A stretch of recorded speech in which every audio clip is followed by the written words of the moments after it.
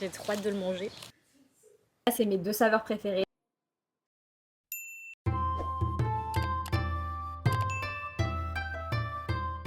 Là, du coup, on a mes 3 thés préférés. Le matcha, le hojicha et le genmaicha.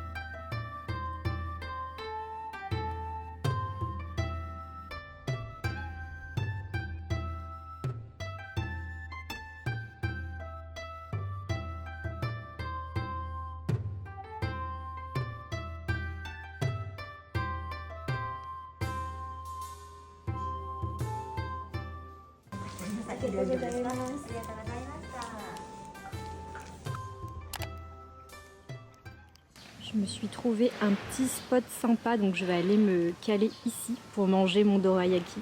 Bon, je me suis arrêtée dans une boutique qui vendait des dorayaki et j'adore ça.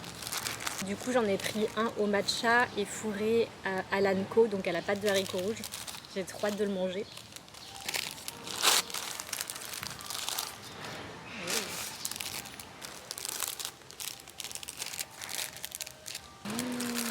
J'adore ces pancakes. Ils sont hyper moelleux, enfin la texture elle est vraiment incomparable avec les pancakes qu'on connaît nous. Ah, oh. Alors en fait j'ai dit des bêtises, c'est pas fourré à l'anko mais c'est fourré au matcha. Encore mieux. Des dorayaki fourrés au matcha. Là ça a l'air trop bon. C'est parti pour la dégustation. Je sais pas si vous allez bien m'entendre parce qu'il y a un peu de bruit autour de moi.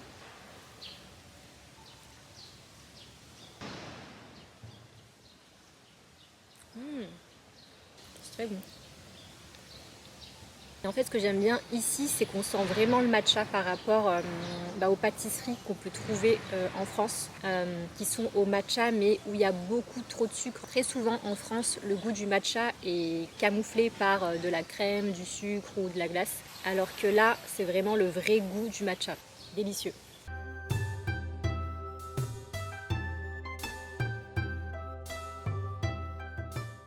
Bon, depuis tout à l'heure, je fais que de manger du sucré et j'ai envie de saler. Donc l'objectif, c'est de trouver un restaurant parce que il est 15h54. En fait, j'ai fait que me promener. Donc je vais essayer de trouver un petit restaurant sympa, d'ouvert parce qu'ici, ils sont tous fermés et ils réouvrent tous dans 1 heure.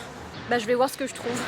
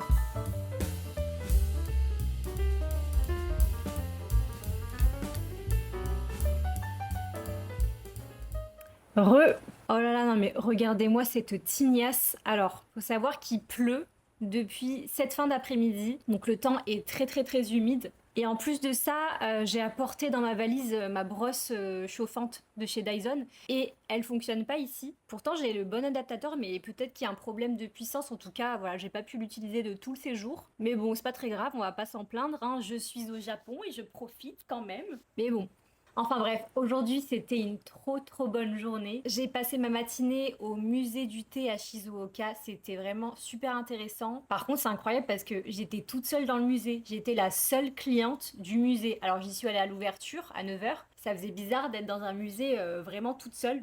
Donc j'en ai profité à fond et j'en ai même profité pour faire une cérémonie du thé et comme il y avait personne et que j'étais toute seule dans le musée, j'ai pu avoir ce moment privilégié avec le maître de thé. Enfin, je sais pas si on dit le ou la maître de thé, je pense le maître de thé. Enfin, corrigez-moi si jamais, hein. Mais voilà, c'était un moment très précieux, très zen. J'ai appris plein de choses. Notamment, vous savez, quand on fouette le matcha avec le chasen, donc le fouet en bambou.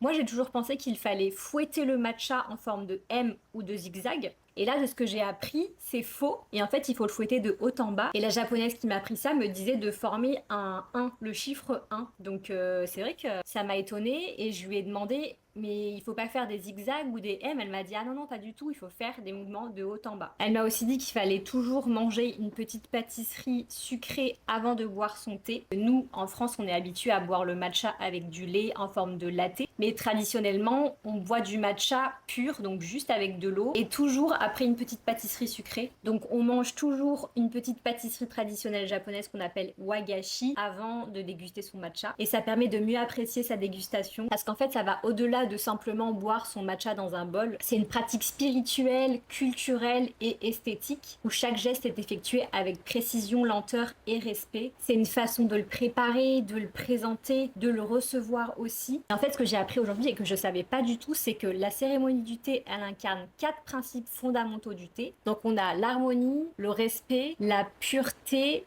et la sérénité. Donc au final, c'est perçu un peu comme de l'art au Japon. Les ustensiles, les fleurs, la calligraphie, la vaisselle, l'encens. Et par exemple, dans la pièce où j'étais, il y avait un vase avec des fleurs. Et on m'a expliqué qu'on pouvait pas mettre n'importe quel type de fleurs dans ce vase pendant la cérémonie du thé. Par exemple, les roses, c'est pas possible parce que l'odeur est trop forte et ça risque de camoufler en fait l'odeur du thé. Tout est sélectionné avec tellement de soin et de précision. J'ai adoré apprendre tout ça, franchement, c'était hyper intéressant. Et je trouve ça important aussi de faire perdurer ces traditions. Donc vraiment, si un jour vous avez l'occasion de faire une cérémonie du thé, allez-y. En tout cas, je trouve que c'est une belle expérience. Enfin bref, tout ça pour dire que j'ai passé une journée trop bien et j'ai fait quelques petits achats autour du matcha. Je me suis dit que j'allais unboxer ça avec vous. On commence par ce petit coffret de chocolat. J'ai trop eu envie de l'acheter au moment où je l'ai vu. Donc en fait, c'est un coffret où il y a différents types de chocolat. Il y en a combien? 1, 2, 3, 4, 5, 6, 7, 8. On a 8 chocolats différents avec des pourcentages de matcha différents. Donc du moins fort au plus fort, un peu comme du chocolat finalement. Et on a un chocolat qui est au Ujicha. Donc le Ujicha, c'est du thé vert grillé. Et moi j'adore ça. Donc là, c'est mes 2 saveurs préférées, matcha, Ujicha. Qu'est-ce que j'ai pris d'autre? J'ai pris du matcha tout simplement. J'ai pris 2 sachets de 30 grammes, donc c'est comme si j'avais acheté 2 canettes. C'est vrai qu'ici, ils n'ont pas trop de canettes en métal pour le matcha. Ils le vendent plus souvent sous cette forme-là. Donc j'ai fait mon petit stock. Bon, ça va me durer 2 mois hein, parce que j'en bois tous les jours, à peu près 1 à 2 fois par jour. Ensuite, qu'est-ce que j'ai pris? Ah oui, j'ai pris ces petits cigares. Donc en fait, c'est des petits cigares fourrés à la crème de matcha. J'ai trop hâte de les goûter. Et forcément, je les ai aussi trouvés au Ojicha.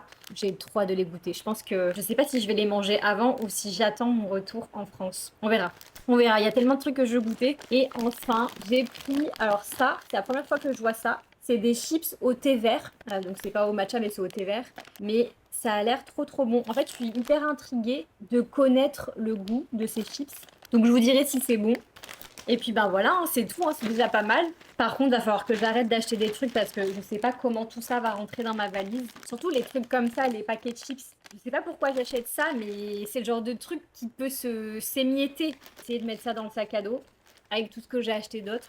Enfin bref, j'espère que cette vidéo vous a plu. Voyager avec moi au Japon. Je vais faire une dernière halte à Tokyo. Donc je sais pas si je vais tourner d'autres vidéos comme il me reste plus que 2 jours. Mais si j'en tourne une dernière, ce sera certainement une dernière journée avec moi à Tokyo. J'ai rien prévu encore. Comme j'ai déjà fait Tokyo plusieurs fois, je connais un peu. Donc j'ai pas d'objectif précis. Je pense que je vais juste flâner, me balader, manger, manger et manger. Donc bon, c'est ici que je vous laisse. Je vous fais des bisous et je vous dis à très vite.